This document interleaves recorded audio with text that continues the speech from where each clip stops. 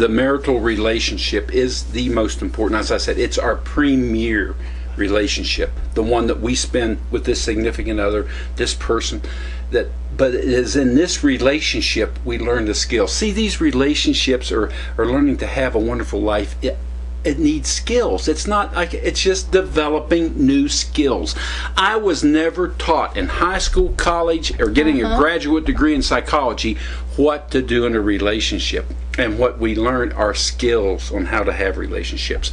And we learn to practice these skills in this relationship, marital relationship with this other person, in these relationships with our children. But it applies to every relationship, every human interaction we have. If we are driving down the highway and somebody cuts in front of us in traffic and then gives us that salute and or cusses us or does something like this, we have an emotional reaction to that person. We have a relationship right there. But it extends from those very short relationships like that where we react emotionally to somebody else, to the very deepest and the relationships, the most important relation. It covers every relationship we can have. And I would like to touch a little bit in something that is very dear to my heart. And we love families. We recognize that families are the support and the grip of society. And we have a tremendous responsibility with our children. And by using this process, showing your children that you have consistency between what you say, you keep your word, you're showing with actions your love for them. You can show them honesty in your doings, in your dealings with other people.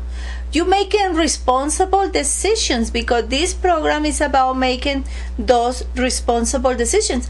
And it's actually a process that we can teach our children by just asking to look at their motives before they make a decision. What is your motive? And don't make a decision just because you want to please mommy or dad.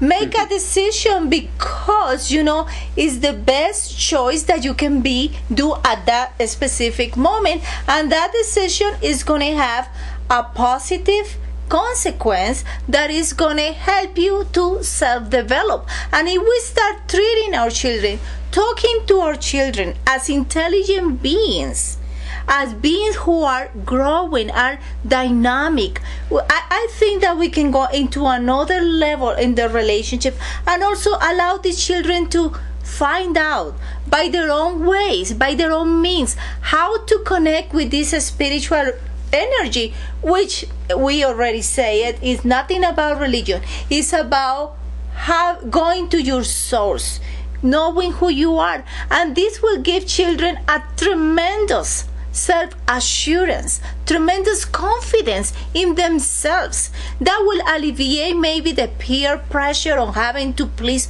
other people, because they will develop integrity, that ability to be in themselves and to be consistent. So we see an incredible applications in the area of the family and also in the area of the workplace, right? Oh yes, definitely. Because one of the key things that we have is teaching people how to have and how to value integrity.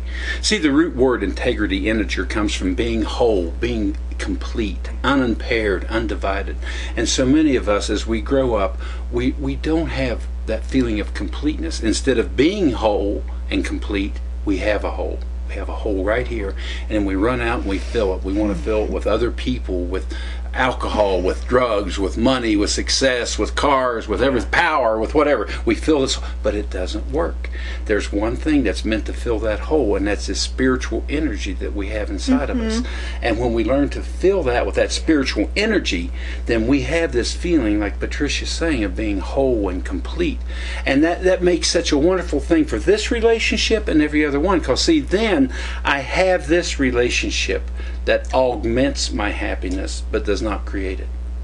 I depend on her. She enhances and builds my happiness and adds to it, but she is not the source of that happiness. This integrity, this sense of completeness and wholeness I have, as much as I love her and want her in my life, I have no matter what. But then when we have this interaction and this relationship, it expands and enlarges and grows that.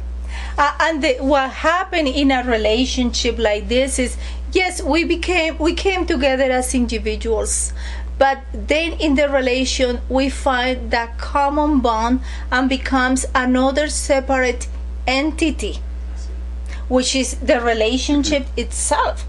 Now our purpose as an individuals, of course, is become self-actualizing, become like the Phoenix people that we talk a lot. But also my interest is not only support my husband emotionally, physically, and spiritually, but also in all the realms, so he can become the best person he can be. Because by being like that, we are contributing to the development of this entity, which is the relationship that we share. So it's not only having his best interests at heart for me, but having a very extraordinary commitment to what we can create together. And we found that couples, when they come through this process, their life becomes something. They start thinking, okay, well, we're raising a family, but what else can we do for humanity to serve other people? And we found that as a powerful bond that is not only allowing us to grow and develop as individuals, but also to create something that is, we can even foresee what can happen with this relationship.